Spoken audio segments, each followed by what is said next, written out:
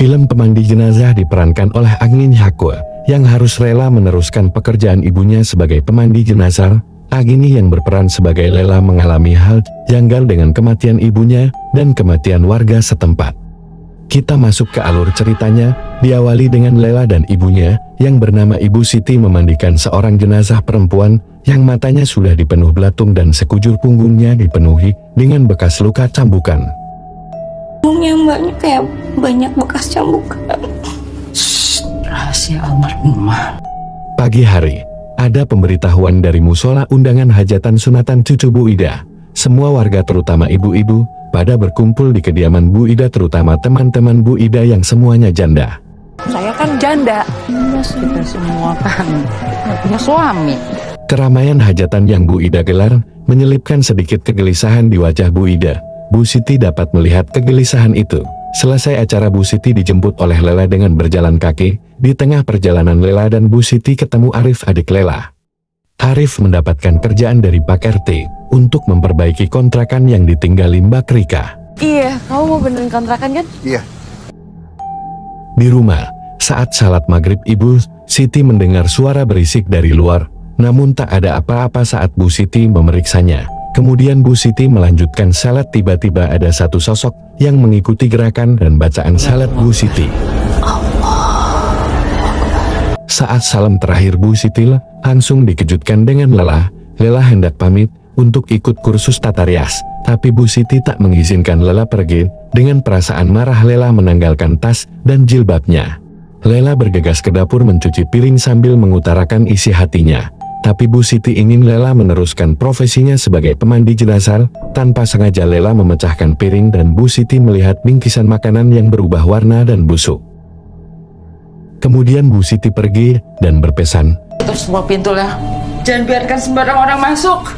Baru sampai di pintu terdengar pengumuman dari musola bahwa Bu Ida meninggal dunia. Bu Siti melanjutkan pergi ke rumah Bu Ida, meski hujan lebat. Di rumah Bu Ida telah ram berkerumun para ibu-ibu, sedang melihat jenazah Bu Ida yang berlumuran darah, yang masih menetes darah keluar dari mata dan mulutnya. Di sisi Lela, yang sedang tiduran di kamar ibunya, tiba-tiba genting dan plafon rumahnya jebol. Arif yang baru pulang membantu memperbaiki genteng yang bocor dari luar. Sementara Bu Siti pulang dalam keadaan lemas dan hampir pingsan sebelum masuk rumah. Bu Siti shout dengan keadaan kematian Bu Ida. Bu Siti diminta istirahat oleh Lela. Sesaat kemudian Bu Siti ke dapur dan membakar semua barang-barang Bu Ida yang penuh dengan darah. Lela yang penasaran pun bertanya, tapi Bu Siti tak menjawab. Kemudian Lela yang meneruskan membakar barang-barang Bu Ida dan menemukan foto lama dari Bu Siti dan teman-temannya yang disobek. Kok nggak istirahat? Darahnya Bu Ida kenapa, Bu? Nanti kalau kamu mandiin jenazah, semua harus kamu bakar. Dan sampai rasa penasaran kamu hantui kami. Lela yang khawatir dengan kondisi kesehatan ibunya memutuskan untuk tidur bersama ibunya. Pada tengah malam, saat Lela terlelap dan Bu Siti masih terjaga dari tidurnya, melihat tangan raksasa kemudian mencekiknya. Saat subuh Lela bangun dan dikagetkan dengan keadaan ibunya yang menganga dan bersimbah darah dari mulutnya. Lela menjerit memanggil Arif.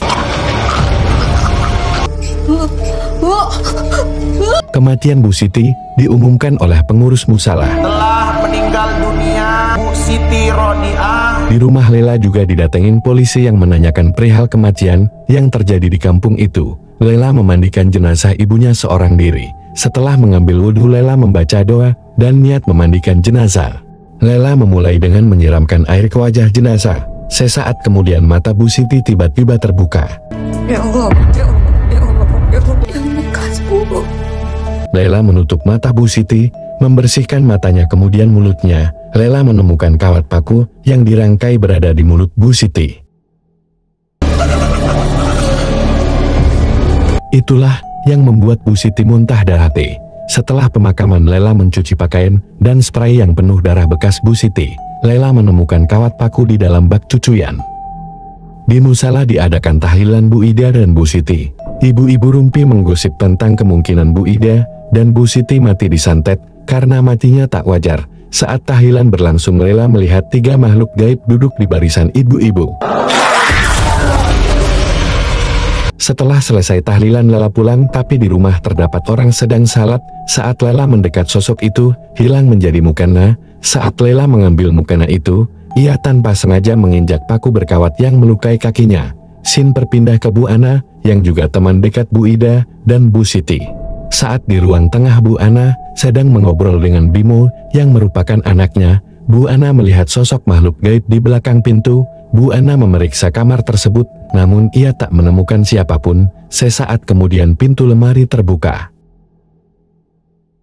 Bu Ana mendekat dan lemari itu menutup dan terkunci. Kemudian terbuka kembali dan keluarlah tangan yang menyeret Bu Ana. Bu Ana memanggil nama Nur. Bimo yang mendengar teriakan dan melihat Bu Ana muntah darah itu bergegas menolong, tapi pintu terkunci. Saat didobrak, Bu Ana sudah meninggal berlumuran darah. Telah berpulang ke rahmatullah Ibu Ana Marlina. Seperti biasa, pengumuman kematian Bu Ana juga diumumin di musala warga dan Bimo meminta tolong Lela untuk memandikan jenazah Bu Ana, tapi Lela menolak karena merasa takut. Di saat yang bersamaan datang Pak Polisi yang ingin melakukan autopsi dengan jenazah Bu Ana, tapi Bimo tidak mengizinkan. Tapi ibu meninggalnya nggak ada hubungannya sama polisi, Pak. Sementara Lela yang sedang tidur didatangi arwah Bu Ana yang meminta tolong. Arif pulang dan membujuk Lela agar mau memandikan jenazah Bu Ana. Setelah menunggu cukup lama, akhirnya Lela datang dan bersedia memandikan jenazah Bu Ana. Bimo pengennya dimandiin dulu sama Mbak Lela. Lela mulai memandikan jenazah Bu Ana. Hal aneh pun terjadi. Saat membuka mulutnya, jenazah Lela tak menemukan apa-apa. Lela mengguyurkan air ke wajah jenazah Bu Ana. Tiba-tiba Bu Ana bangkit dan menepuk-nepuk dada bagian bawah. Lela yang seolah tahu bahwa itu adalah suatu pertanda. Lela mengecek dada bagian bawah dan betapa terkejutnya, terdapat kawat paku yang cukup panjang. Lela menariknya keluar, kemudian jenazah Bu Ana lemas dan dibaringkan kembali.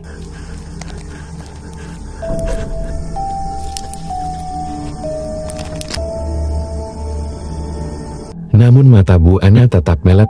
Meski beberapa kali Lela mencoba memejamkan dan membaca doa, Lela mendekatkan bacaan doanya ke telinga Bu Ana. Sesaat kemudian Bu Ana bangun dan meminta tolong, kemudian mati lagi.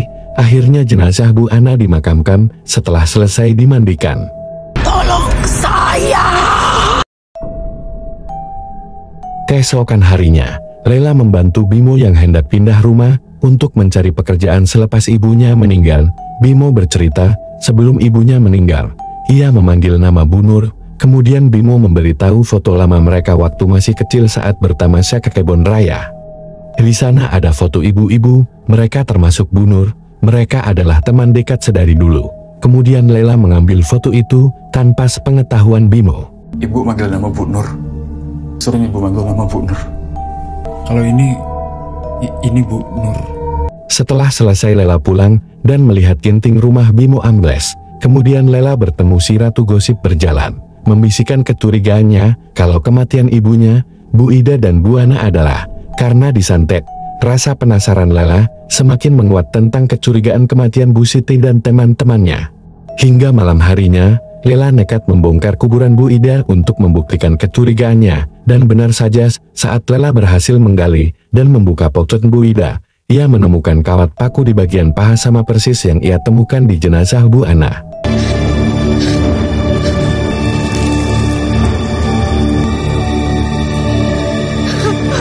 Pagi harinya, terdengar suara pengumuman tentang makam Bu Ida yang dibongkar orang.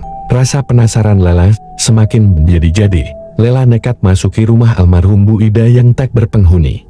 Diberitahukan kepada seluruh warga sakit kuburannya almarhumah Ibu Ida. Lela membuka album foto dan menemukan foto lama mereka saat bertamasya. Tiba-tiba Bu Tuti, salah satu teman Ibu Ida yang juga ada dalam foto itu, datang. Lela menanyakan tentang Ibu Nur, tapi Bu Tuti buru-buru mengajak Lela pulang karena takut ada melihat Lela masuk ke rumah almarhum Bu Ida. Ngapain di sini?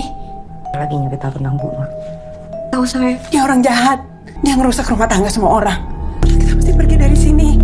Di siang yang sama, Arif menemukan cangkul di bawah kolong tempat tidur Lela. Arif dan Lela berdebat mengenai kematian ibunya yang kemungkinan disantet. Tanpa sepengetahuan mereka berdua, Bu Terry menguping dari luar kemudian menyebarluaskan gosip itu ke pelosok kampung.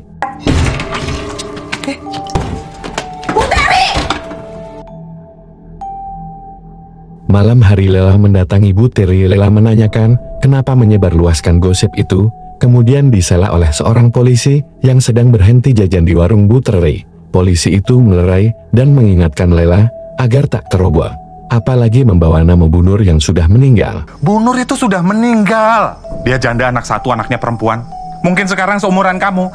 Setelah polisi itu pergi, Lela masuk ke rumah Bu Terry.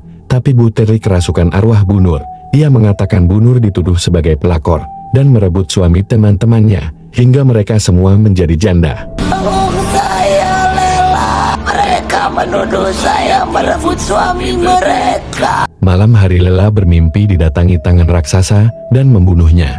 Sontak Lela terbangun dan mengingat semua kejadian-kejadian yang ia alami. Entah apa yang Lela alami, tiba-tiba Lela mengambil sebuah kunci. Kunci itu adalah kunci kontrakan Mbak Rika yang sedang Arif perbaiki.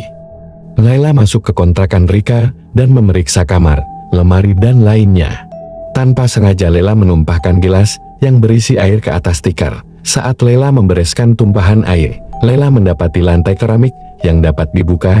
Lela pun membuka keramik itu dan terdapat foto-foto ibunya dan teman-temannya serta kawat paku dan juga foto masa kecil Rika dan Bu Nur.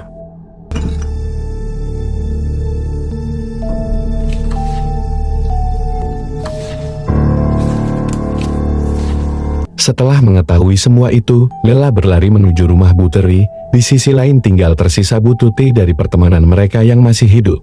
Mulai mendapat gangguan dari makhluk gaib, Bu Tuti ditemukan tewas bersimbah darah di kamar mandi dengan mata tertancap kawat paku.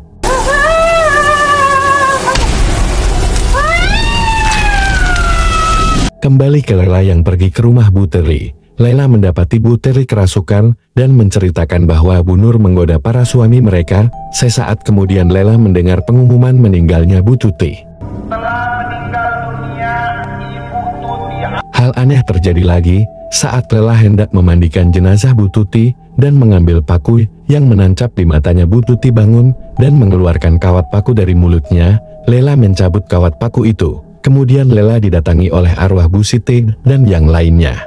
Setelah itu, Lela merasa seperti terikat kawat paku, sedangkan di luar warga dan polisi ingin mengambil jenazah Bu Tuti untuk diotopsi, namun Lela tak membuka pintunya hingga akhirnya didobrak.